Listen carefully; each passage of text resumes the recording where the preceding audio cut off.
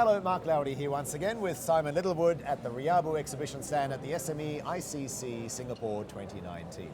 A lot of people have come by our exhibition space today fully acknowledging the problems that they're having with getting their invoices paid on time. We've heard so many stories from so many people in all sorts of industries where this is a problem. Oil and gas being one, and Simon, software is another. And that's actually a very interesting part, because if you are in the software business, then you'll be able to relate to this very well.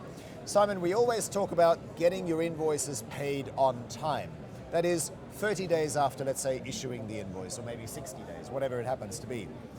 But when do you issue the invoice, right? When is the start date to that 30 or 60 day term?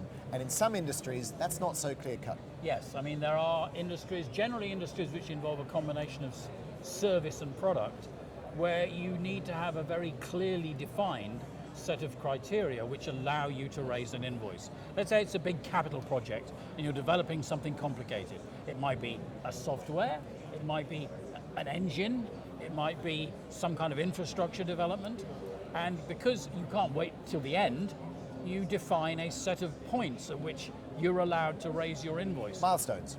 If those aren't clear, and if they're not clearly met, then you're in trouble, because you can't even start the clock ticking because your customer will say, well, I'm not too sure about that. So typically you need to draft an absolutely watertight contract that says, we will have done these things, you will have accepted these things, we will be allowed to invoice this percentage of our fees and expenses.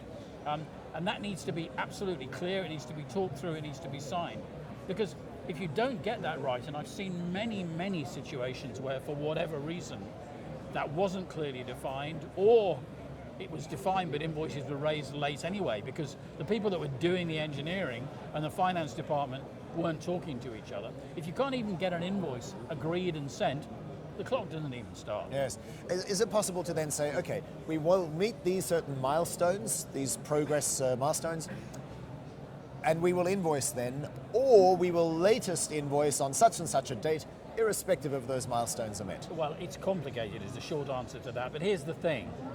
It's incumbent upon you as the service provider to make sure that the definitions are sufficiently clear that you can actually raise an invoice. If you leave it to the customer, it's in his interests to dot the I's and cross the T's and equivocate, to leave himself wiggle room. And a classic area of wiggle room is where you have customer acceptance. In other words, well, yeah, but you know, you did nearly all of it, but we didn't like that way you did that thing, and you need to go back. And so it's very important that you write it crystal clear. One of the things we do is we help customers or clients draft these things, because it's very important that they be binary, that word again. So the topic is revenue recognition. When you recognize revenue, because remember, when you create an invoice, you're not just triggering a process which results in you getting paid, you're also doing a thing that's important from a compliance and accounting perspective, which is you're recognizing revenue. Yes. When do you do it? What criteria do you use to do it? How do you ensure that it's absolutely watertight? And how do you make sure that everyone understands that it has to be done? Yes. Well, and here's the multi-million-dollar question, Simon. How do you do it? Well, the answer is you don't.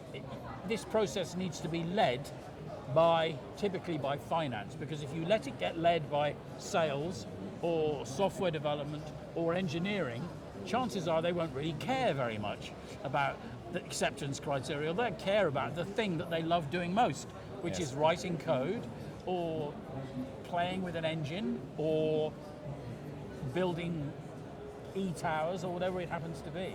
So it needs to be controlled, it needs to be written in a contract, and it needs to be signed off by both parties. And above all, you must avoid ambiguity. And the biggest area of risk with ambiguity is where you have some kind of notion of customer acceptance.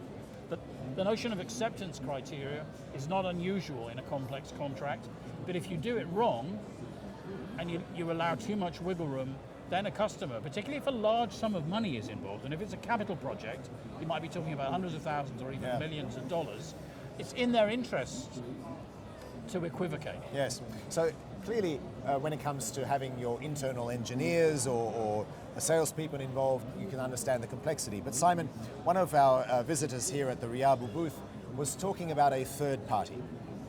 He was a software designer, he provides software, but the customer won't pay him for the software until the systems integrator, the third party who the customer has hired, has actually implemented the software. So not only is he dependent on his customer for payment, he's dependent on the systems integrator to actually do their jobs. Yeah. And the customer, very rightfully, will be able to say, well, hey, the systems integrator hasn't actually implemented the software, why should I pay you for it? Well, at the end of the day, it's all a question of what's agreed at the beginning. But I generally, having done this for 30 years, I can tell you, if you're being paid depends on something that somebody else that you can't control is supposed to do, that is an extremely bad basis for any kind of contractual arrangement. So what you want is some kind of arrangement that says that you get billed anyway, that you can bill anyway and get paid anyway, or if it's necessary to tie the two things together, that there's an end date, as you suggested earlier, after which you're entitled to bill irrespective of whether or not somebody else's work has been accepted. Yeah? Yes. Do you think the customers will accept that? It's like a lot of things. We always talk about modality. There are certain conversations you can have way at the beginning. If you understand this and you get it out in the open and you get it firmly agreed, it's a conversation you can have at the beginning during the honeymoon period. If you try and have the conversation when the customer already owes you a ton of money, when all the engineers are frustrated because they've been working morning, noon and night for months, that's going to be a very, very hard conversation to have. Yes. Or maybe should this particular gentleman who dropped by our exhibition stand work directly with the systems integrator and say, I get paid by the systems integrator irrespective of whether they're done with the integration? Well, whether it's one or the other, he should have done it. He's now in a situation where de facto, he does not have contractual clarity and he's stuck because the customer is disgruntled. Implication of that, not only can he not recognize his own revenue and get paid, customer isn't happy. Yes. So he's very unlikely to get future work. Yes. Yeah. One final point that this particular visitor raised was the issue of the complexity of the contracts. It was very interesting that he said, we don't have these standard service obligations, these SSO agreements, because we're a small company.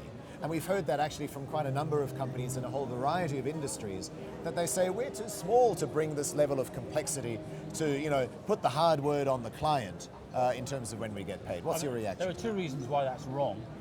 First of all, it's part of any professional environment to have a proper contractual set. But secondly, one of the things you can do if you're a big service provider and you get into difficulties where the customer can try and wiggle out, is if you have a strong relationship and lots of financial power, you can kind of elbow your way in to getting paid anyway. If you're a small company, you can't. If you're a small company, it really does behove you to make it part of your professional environment that you define in the clearest possible terms what you're going to do, what the acceptance criteria are, and when you're going to be paid, and when you're going to invoice and when you're going to be paid. Because you can't fall back on your clout or your prior relationship. Yeah? Yes. Thank you for those insights, Simon, and leave us your comments. Maybe you have some experience of this yourself. Share that with us either in the comments box next to this video or on the RIABU website. We'd very much look forward to hearing from you.